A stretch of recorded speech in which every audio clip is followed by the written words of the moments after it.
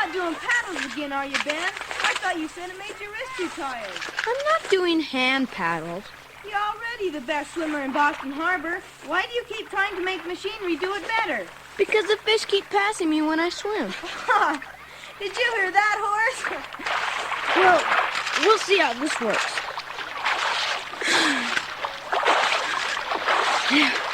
What? Have you fastened paddles to your feet? You walk like a duck. Well then, Horace, isn't it a good thing I'm using these paddles for swimming instead of walking? You must admit you look like a fool or a cripple.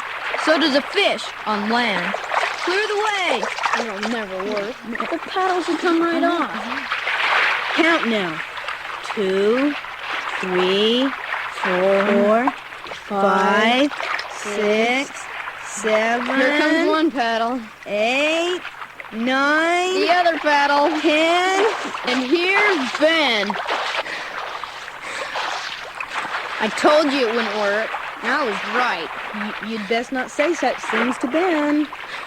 No, let him say all he likes. He only proves to the whole world that he's a dunce. Me a dunce? I'm not the one who strapped paddles to his feet. I told you you'd fail, and I was right. You can teach a parrot to say, you'll fail, and he'll be right 9 times out of 10. But that doesn't make him wise. And the one time that he's wrong, that's what can change the world. Change the world with paddles on your feet? I'll change the world before I'm through, Horace. You see if I don't. No, you won't. You'll just go to Harvard and become a minister, and people will sleep through your sermons like they do everyone else's. I'll go to Harvard, but I intend to become a philosopher. Like Plato and Aristotle? Why not? There were once little boys swimming about in the harbor at Salamis.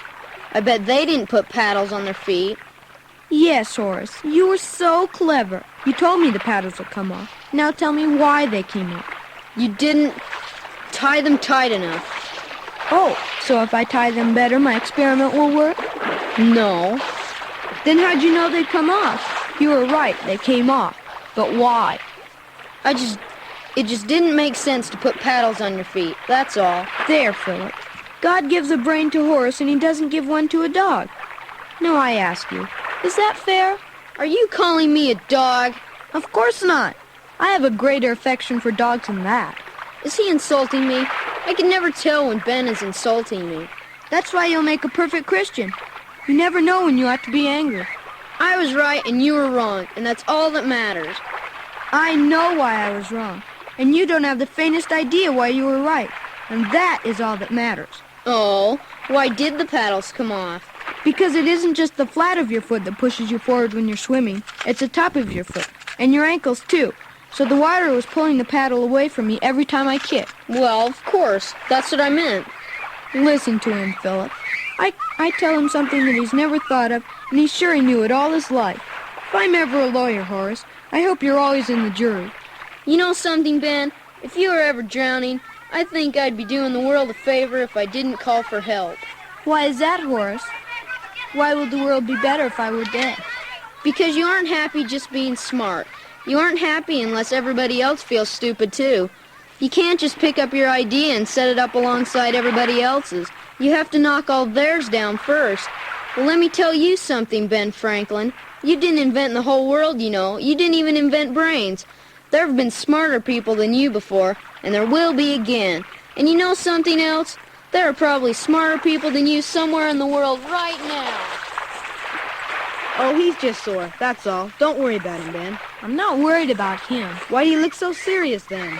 Because I'm ashamed of myself. What? Because your paddle experiment didn't work? My paddle experiment worked perfectly, because now I know it doesn't work, and none of us knew that before. I'm ashamed of myself because I used my cleverness to make a clever boy feel like a fool, and it wasn't fair. Oh, what does it matter?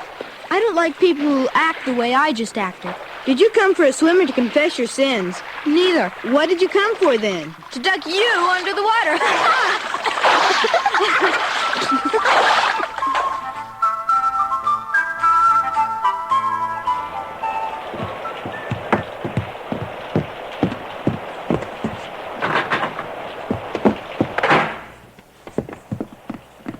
It seems seems a shame, though, to take a boy out of a good grammar school when he's so far ahead of his class that he's ready for Greek, when the others can't make sense of Caesar. Well, I'm not a wealthy man, and it would be dishonest of me to raise my son as if he had a wealthy father.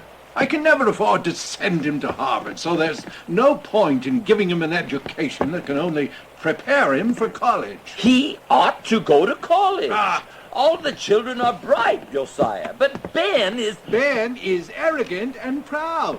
God has given him the gift of intelligence, but he's disobedient and disrespectful. I'm taking him out of grammar school immediately and putting him in Mr. Thomas's school. But that's a school for... For honest professional men. It teaches the boys their reading and arithmetic and how to write a clear and legible hand. It is an education suited for my son's true station in life. My true station or yours? Oh, Ben, I didn't hear you come in. It is courteous to announce your arrival. What is my true station, Father? You're the son of a working man. You will be a working man. Don't take me out of school, Father, please. What would you do with a grammar school education? You would only plead with me to send you to Harvard. Then take him, Josiah, even without money, if he does as well in the next few years as he does. I'm not have my son taken out of charity. Or one of the wealthy men in the city would lend... Nor will I have it said that I borrowed money so I could pretend to be rich enough to send my son to college. God chose to let Benjamin be my son, and Benjamin will live as the son of Uzziah Franklin can and must live, by the sweat of his brow. Father, all I love to do is read and learn. And talk saucily to your elders and quote Latin as if you invented the language. I will hear no more. You will go to Mr. Thomas's school, and you will do well, and you will then find a respectable profession and do well in that. Now, there will be no further discussion. It's my life you're deciding. And properly so. You're scarcely 10 years old. You're not fit to make these decisions for yourself. I'm a poor man, and my sons will live like a poor man's sons. And you call me proud. What does that mean? Tell me sharp, lad, or I'll take it out of your flesh in bruises. I'm sorry, sir. Well, I don't want your apology. I want to know what you meant by that.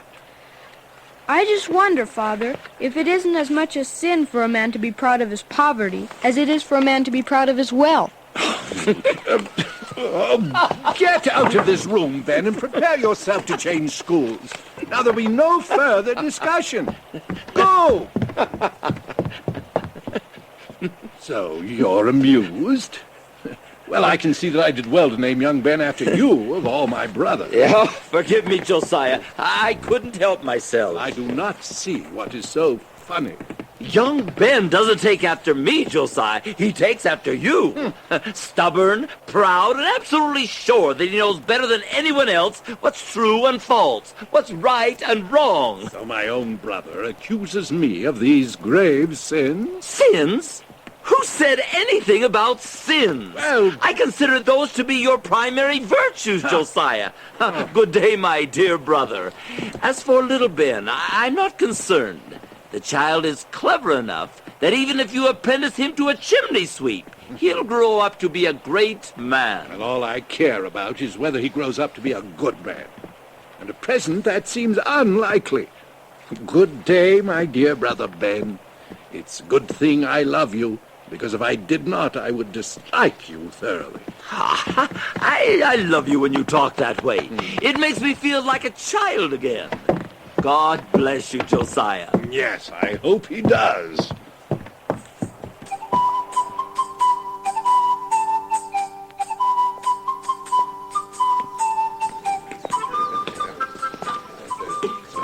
Jim Franklin, good day to you. Good day. James Franklin, by my soul. Reverend Cotton Mather, I'm flattered you remembered me. Back from London already? I learned all there was to learn about the printing trade in London, so now I'm here to practice the trade in Boston. Going to work for a printer then? Not at all. I brought my own printing press and type from England with me on the trip. Well, congratulations. And at the age of 21, no less. You remember my age, sir? Oh, yes. When it comes to the Franklin boys, one has to keep reminding himself of their age. Your little brother, Ben, for instance, he thinks he's 45 at least. If we didn't keep reminding ourselves, he's only 12. He's only 12. Why, he'd have been pilloried long ago. For what? For his outrageous opinions and the disrespectful way he expresses them. But you, James, you would never be disrespectful, would you? You're an adult now, responsible for your words. You'll never use your printing press to say something against the public good, would you? Never, Reverend Man. That's good to hear.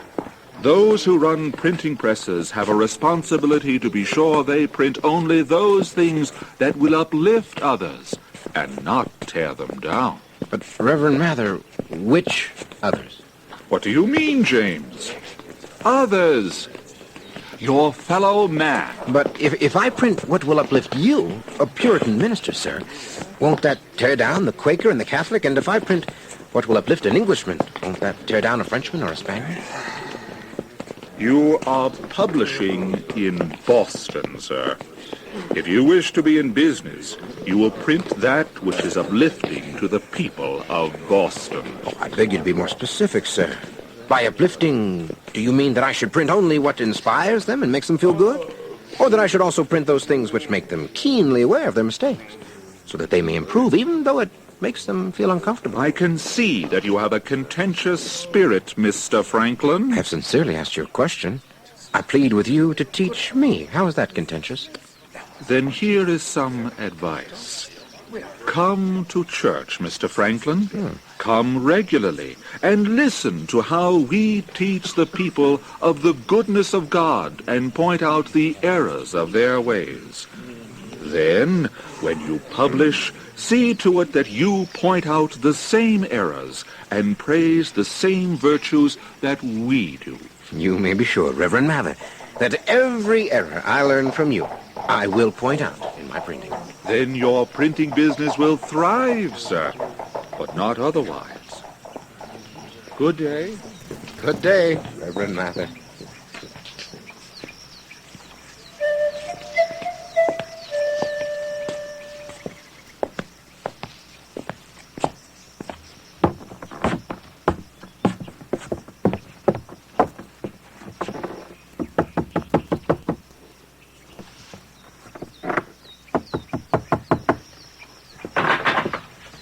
Good morning, sir. Is this the home of Josiah Franklin? It is, sir. And whom do I have the pleasure And is this the house where an incorrigible lad named Ben causes no end of grief and woe to the respectable people of Boston? What do you... Jim! Jim, you're home! Jim's home! I prefer to be called James now. Yes, James. Oh, you lived in London now and everything. So have a million other people, and few of us are any better for it. Now, what is all this bellowing within doors, Ben? Why, sir, I didn't realize we had... Do I know you? It's James, Father. Come back from England. Where's the printing equipment I lent you so much money for? At the dock, Father. I lent you $1,000, and you leave it at the dock? I fear I've lent my money unwisely. It's in the care of the harbor master. All harbor masters are thieves. Come at once. We'll fetch it in the wagon. I'm glad to be home, Father. I missed you dreadfully. So he had $1,000 to lend to you, but not $10 to keep me in grammar school. What are you talking about, Ben? Grammar school? What nonsense. That's not for poor men like us. I'm coming, Father. All those years learning to be a printer in London, you probably never even met Pope or Addison or anyone at all. If I had been in London, Brother James, I would have come home wiser for it. Wise enough not to let Father rule me again. That's certain.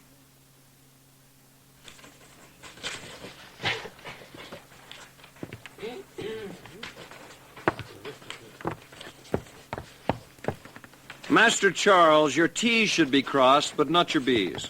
Oh, yes, sir. Enough of that. The hour has come for you to return to your homes.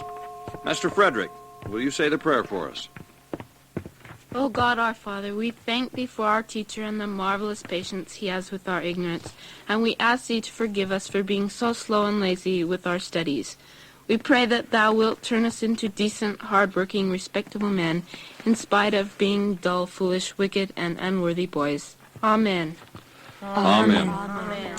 Master Benjamin, you will wait in your seat until the others have gone. Yes, Mr. Thomas, sir. You may now leave, row by row, in an orderly fashion.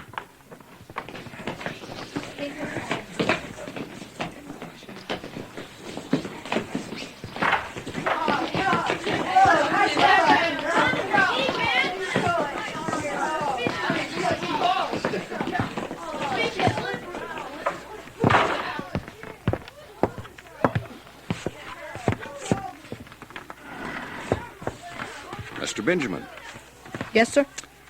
Tell me the names and titles of the son of King Henry II.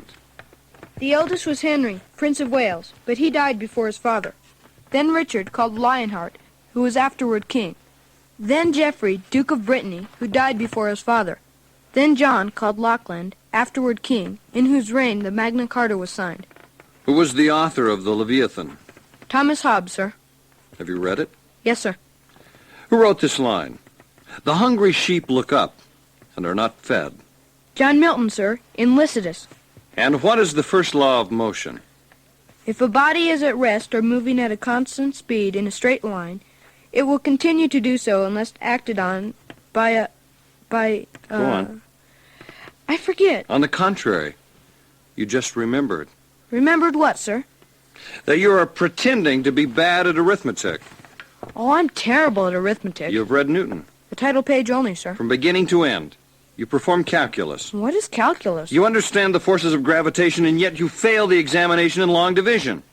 Oh, did I fail that examination again? You are the most perfectly educated person ever to sit within this room, and I include myself in that, Master Benjamin, and yet you fail the examination in arithmetic not once, but twice.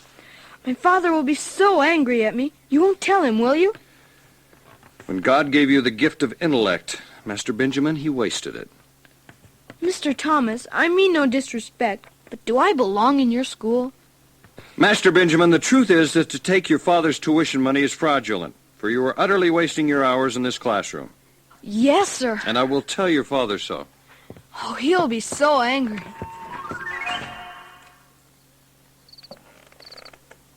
I could not afford the education that you desired, Ben, and you refused to take advantage of the education that I could afford. Failing arithmetic, indeed. I'm afraid I have no head for numbers, Father. I'm afraid you have no sense at all, Benjamin. Oh, very well, I leave you to educate yourself as best you can. And so that you will have some useful employment for your hours, you will now work 10 hours a day with me as a chandler and a soap maker. What? You're a chandler's son. There aren't very many openings for self-educated 10-year-old philosophers, so you will work to earn your keep at a task that 10-year-old hands are fit to perform. At the end of each day's labor, you will be able to see soap and candles as proof that you have actually been of some use to your fellow man. And the soap will be used up and the candles will burn. And then what have I done? Made the world a little cleaner and a little brighter, which is much more than you have done lately. Now, there will be no more discussion. Keep your eyes open, Ben, or you'll scald yourself to death with the wax. I was just thinking, Father, that if we made a round frame to hold the wicks, we could dip 3 times as many candles at once and save hours of labor. Oh, we could we? Then think of this. If we saved hours of labor, I could fire you and apprentice you out to a knacker, which I will certainly do if you don't stop daydreaming while you're supposed to be working. Yes, Father. Now, draw me the plans for that round frame, and I'll have a carpenter build it for me tomorrow.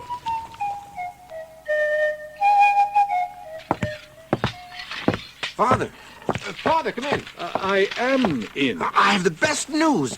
I've won the contract to print the Boston Gazette. Well, that's good news. Yeah, it's excellent news. I can count on regular income now and more of it than ever before. And you can increase the amount you pay me every month on the money I lent you to go into business. I rather thought I could begin to pay my helpers a decent wage. Capital first, James, then labor.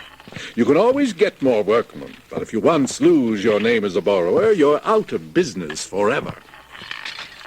Very well, Father. But I'll be willing to forego any increase in the size of your payment to me on one condition. What is the condition? Ben. What about him? He detests being a soap maker, and I detest him when he is detesting something. Besides, he does have a quick wit, and he needs to be doing something that uses more intelligence than endlessly mixing soap or dipping candles. You want to apprentice him to me? For reasons that I cannot hope to understand, he thinks you are the finest man in the world. He's out of his mind. So I assured him. I've taken the liberty of bringing the apprenticeship papers with me. What is your fee for the apprenticeship? Why, I will not raise your payment to me. A good day. Well, Mr. Franklin, looks as though you'll have the boy around the shop soon. Yes. Actually, I'm delighted. But I couldn't let Father know. He would have charged me for the privilege of taking Ben. What's the boy like, then? A brilliant mind. Quick wit. I think he'll make more than just a printer. I think he'll write well, too. Sounds like young Ben's going to have an easy time of it here in your shop, don't it? An easy time? Not a chance. No, I'm not my father's son for nothing. Now, you don't make a boy like Ben into a great man by pampering him. He's smart. He's stubborn. So the way to make him great is to stifle him until he can't bear it. If I have anything to do with it, he'll be the sort of man who shows England that we here in Massachusetts aren't all Indians and ignorant Puritans.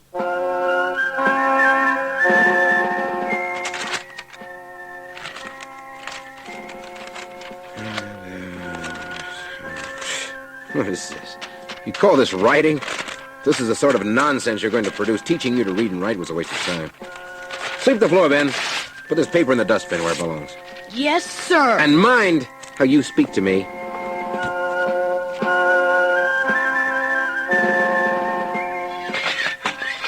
This is typesetting?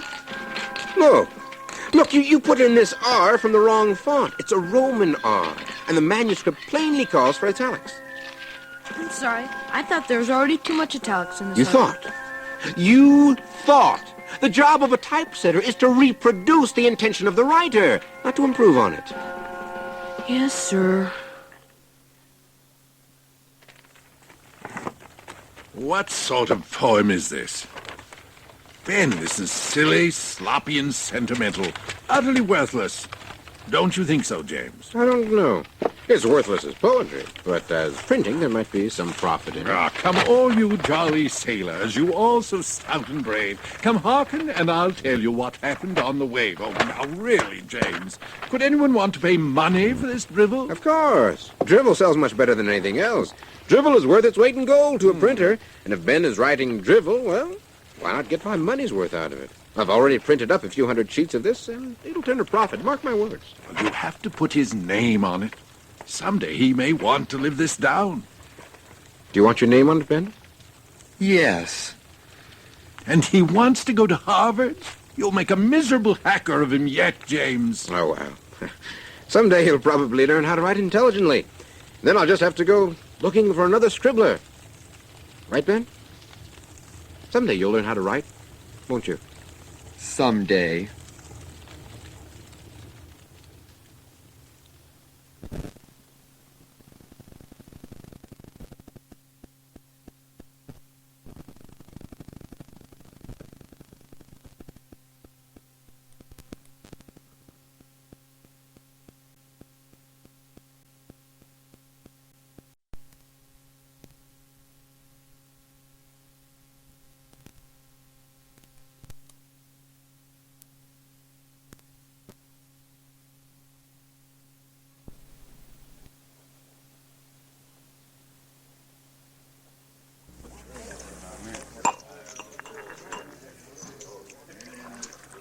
found Mr. Defoe's writing to be offensive in the extreme.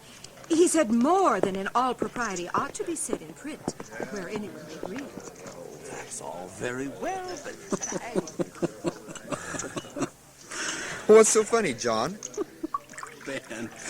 Ben, surely you thought it amusing, too. What? Well, to have a woman in a pub at all, for one thing, and for another, her absurd opinion of Defoe's book. I'm sure she must be referring to Crusoe. I haven't read it. Robinson Crusoe? Well, that's neither here nor there. That woman is the living embodiment of why it is a mistake ever to attempt to educate women. Educate them all you like, and despite your best efforts, they are still women. But why not?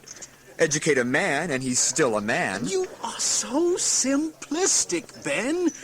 A woman is created to nurture. She is soft, without rigor or discipline.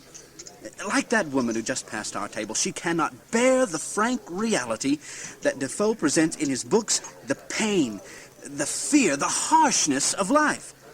Deep thought and rigorous mental exercise are beyond a woman's capacity, and all that is accomplished when you try to teach them is that you have a woman saying the most ridiculous things, and some poor man has to waste his time listening to her. In fact, it's dangerous. A woman might actually try to pass these ideas off to her sons, and then where would we be? Better off. Better off? Oh, Ben, you make no sense. Why shouldn't a woman be educated? Educations are given to great men, stupid men. They shouldn't be educated either, then. But how do you know a man or a woman is stupid until you try to educate her? Or him? With men, you never know. But with a woman, well, I've never heard of it succeeding. It's no use arguing with me, Ben. You haven't a drop of evidence on your side. But still I'm right. You're right, but you can't say why. I can't say why, or rather Come on, just finish your ale. If you start trying to defend women, I'll come to the conclusion that you haven't a wit in your head.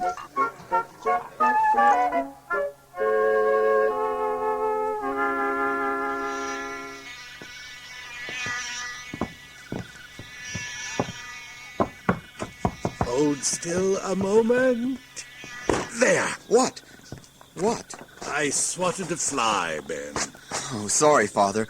I was taken by surprise, that's all. I came in with a great deal of noise, and the last time I looked, I was visible. Oh, I'm just writing. So I see. May I read?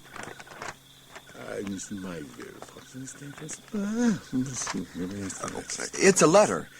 So I see. It's to my friend, John Collins. Yeah. That explains why you started out, my dear wrong-headed friend, John Collins. Why are you writing to him? Has he moved from Boston? We had a debate about whether or not it was worthwhile to educate women. And you, of course, took that absurd position that it is. Yes. My position is not absurd. You make it sound absurd. Look, you say here, the only reason that women have not ever shown themselves to be well-educated is that none of them have been well-educated because they have to sneak about to get what education they can get like crumbs from the floor because no one ever tries to teach them properly because everyone thinks it is not worthwhile to educate them because none of them has been properly educated. Because. Oh, it really isn't very well written. Even if your argument had any merit, which it doesn't. It does? It doesn't, but even if it did, you write so confusingly, so vaguely that you sound more than a little foolish. If you don't know how to say something intelligently, it is not yet an intelligent idea. Yes, that's so. That's what I've always believed, but how can I learn to write?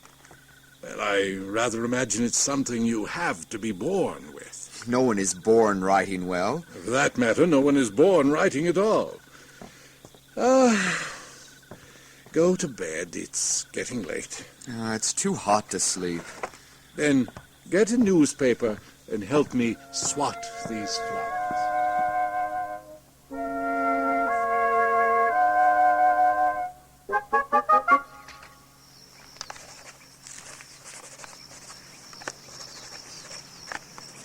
Why don't you go out for lunch like the other printers, Ben?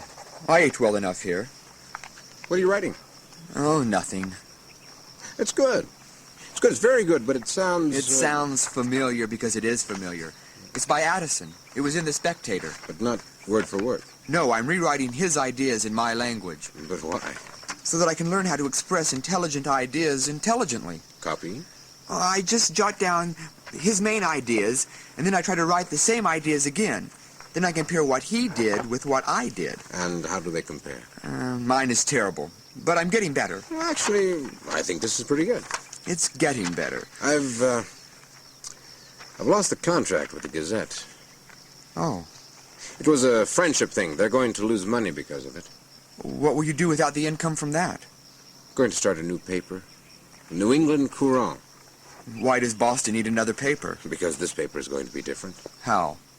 Don't you get a bit tired of seeing all those hypocritical, pompous preachers rule Massachusetts for their own benefit? All the while claiming they are merely humble servants of God? You know that it annoys me. Doesn't it ever bother you that all the laws forced on the people of Massachusetts tend to benefit the churches or the large, wealthy landowners, while most of the people get no benefit at all, even though we do all the work in this colony? I have noticed that, yes. Well, I'm going to print a paper that says so. You'll be in jail after the first issue. Ah, yes. If I say all those things directly. But what if I say them humorously, cleverly, or ironically, like that piece of paper you're writing now? You want me to write for your paper? Well, I can't possibly write it all myself. And I can say what I really think? As long as you say it carefully, yes.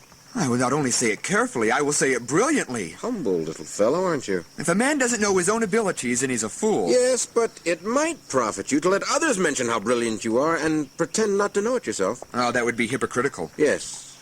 Yes, well, that's true, but it is very honest of you to let all the world see what a vain, pompous donkey you are. I am not vain. I beg your pardon, Ben. But I don't think I've ever met anyone as obnoxiously vain and self-conceited as you in all my life. Not even I am so vain as you. And that takes some effort on your part. It may be on your tombstone. Here lies the vainest man in New England, who died at the age of 17, strangled as a public service by a committee of citizens. Well, then don't have me write for your paper. No. I want you to write for the paper. I should think so. I'm the best writer you have. Not to mention typesetter. Oh, well, you are. You're almost half as good as you think you are.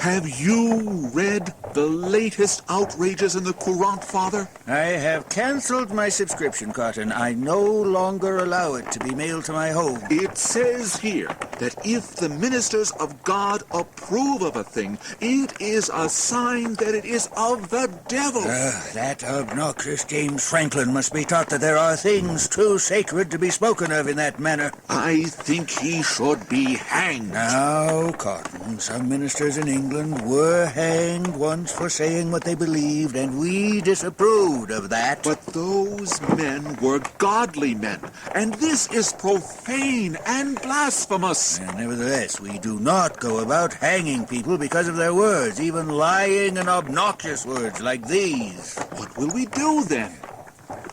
There are laws against libelous printing. Mr. Franklin will be warned, and if he does not heed the warning, then he will be jailed. And the press is seized, and the type destroyed? Cotton, you know as well as I do that half the things he says are true. We won't take away a man's livelihood just because we disagree with half of what he does, any more than we take away a man's farm because he lets part of it go to weeds. You're too tolerant, Father. You don't understand that the devil must be rooted out, ruthlessly destroyed, or none of us is safe. Oh, I understand it, Cotton. The only problem is that it's people we usually have to work with, and not the devil. All men are devilish. Yes, and all men are made in the image of God, too. Even a liar and a slanderer like James Franklin? Even him.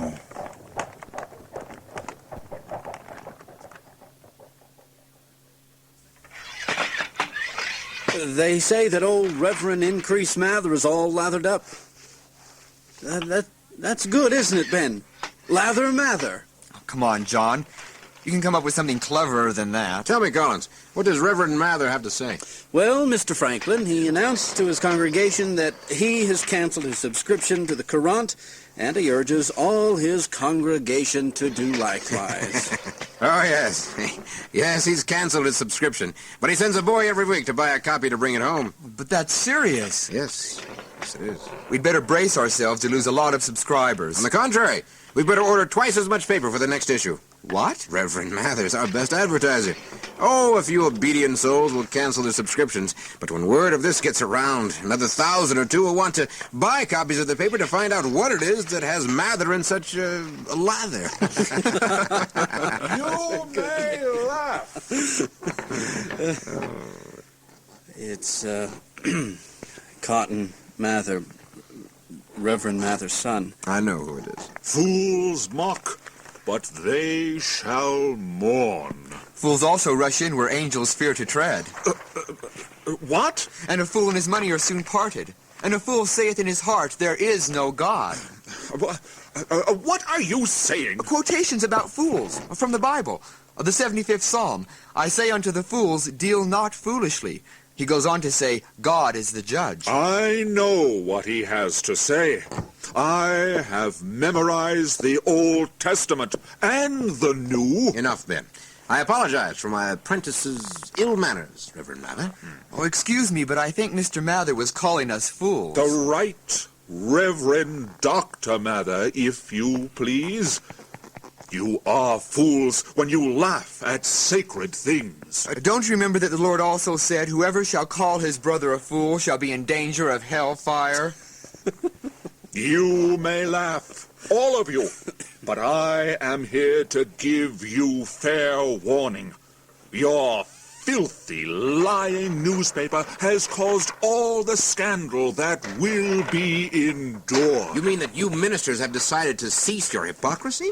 And govern this people with justice, or better still, get out of government entirely? I mean that we have decided that unless the new issue of the Courant shows more restraint, we will have to arrest you, Mr. James Franklin, and put you in jail. Ah.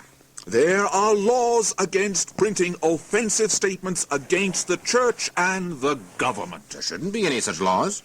Why, your newspaper is the very reason such laws exist, to protect decent people from blasphemy and lies. Then why is it that my newspaper gets delivered every week to most of the decent homes in this city? Because people are weak and frail. Because people love to hear the truth well told.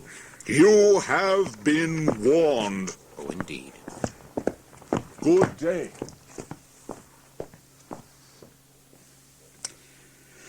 Well, looks like the end of the Courant as we knew and loved it. On the contrary, let's make sure the next few issues are as scandalous as possible. You'll go to jail? Not for long.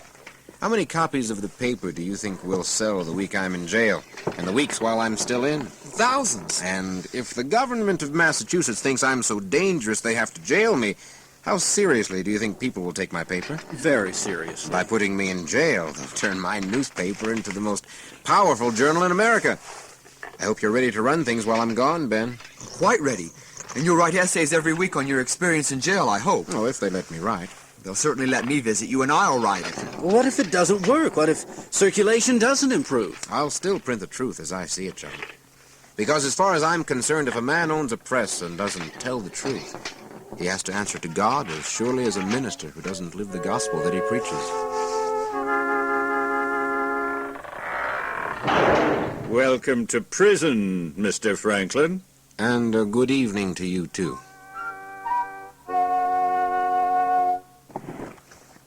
We have put James Franklin in jail, and now his newspaper is worse than ever. And his circulation has increased to alarming proportions. It seems as though the more we do to oppose him, the stronger his influence is in the community. It is time the government of Massachusetts silenced Mr. Franklin. I regret to say it, but I think that's true. We must forbid James Franklin to publish the Courant any more.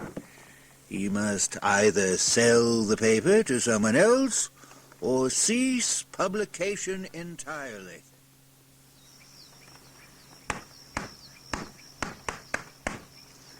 Mr. Franklin, come here. What is it? We've been served a notice. Look. By order of the governor, James Franklin is forbidden to publish the Courant or any other newspaper in Massachusetts colony. What happens if you disobey this one? I can't disobey it. The postmaster is forbidden to deliver any paper that I publish. I'm helpless unless... Unless? Ben. Ben, where are you? I'm in here, setting the type. Ben, when does your term of apprenticeship expire? Not until I'm 21. 4 years. Young. But not too young. For what? Are you going to release me from my apprenticeship? Not a chance, Ben. You aren't ready to be a journeyman printer yet, not by a mile. Yes, I am. I'm the best typesetter you know. And I write better than you do. You are my apprentice. And I tell you that your work is still childish and barely readable. I only print it because I'm desperate to fill up the pages of my paper. In the meantime, however, I think that you can be useful to me. Oh, I can? I am forbidden to publish the Courant or any other newspaper in Massachusetts. Oh, I never thought they'd do that. But the notice says nothing about forbidding you to publish the Courant. Me? You. But James, I'm only your apprentice.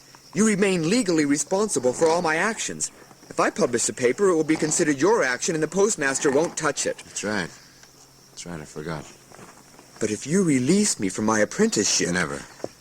You hate having me here as your apprentice as much as I hate being here. I could release you. Yes. But only if you first sign secret articles of apprenticeship with me.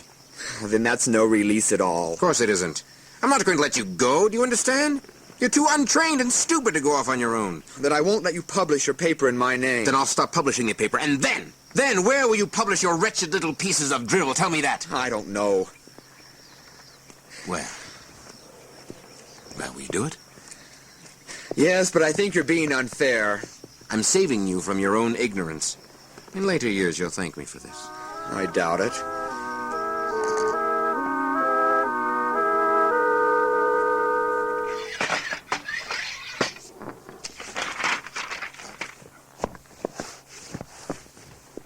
Here it is, Ben, the first page.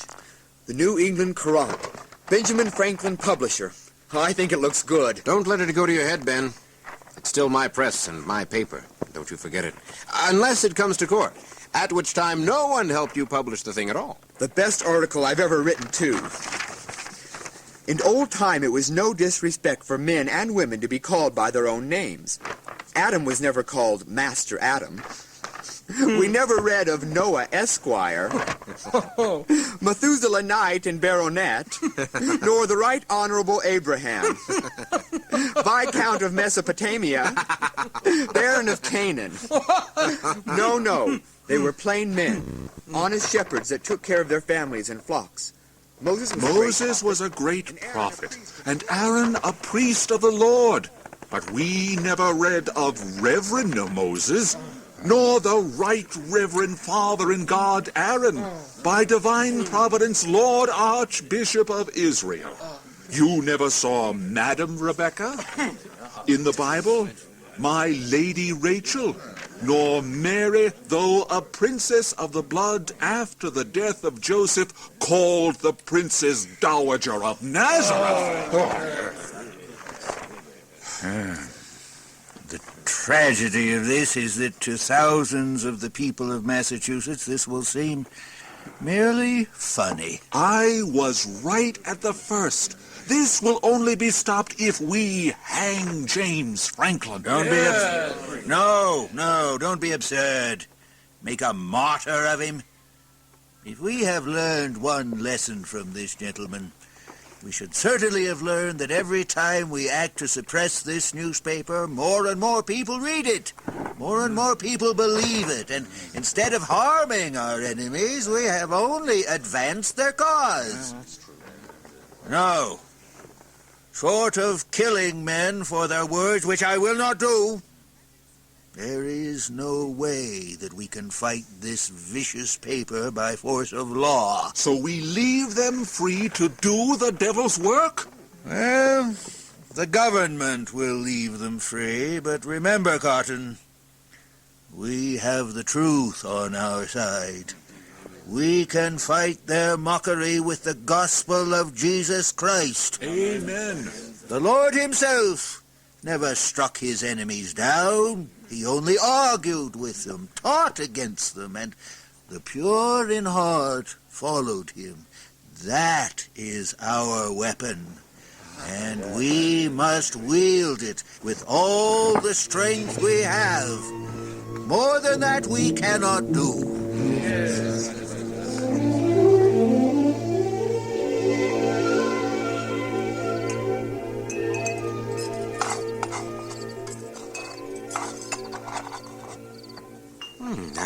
That's excellent soup, my dear. I'm glad you like it. And our apprentices? I like it very much. Don't you like it, Ben? Of course. Then why didn't you answer? Because your good wife asked the opinion of the apprentices. Then you should have answered, Benjamin. There is a newspaper in this city which bears my name. It contains articles written by me, advertising sold by me. And if it were not for me and the quality of my work, it would not be successful. It might not even exist.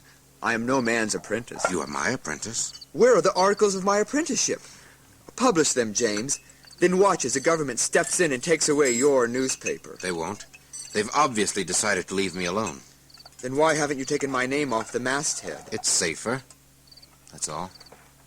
It's not your paper. Your name on the masthead is fiction. And you'd know it.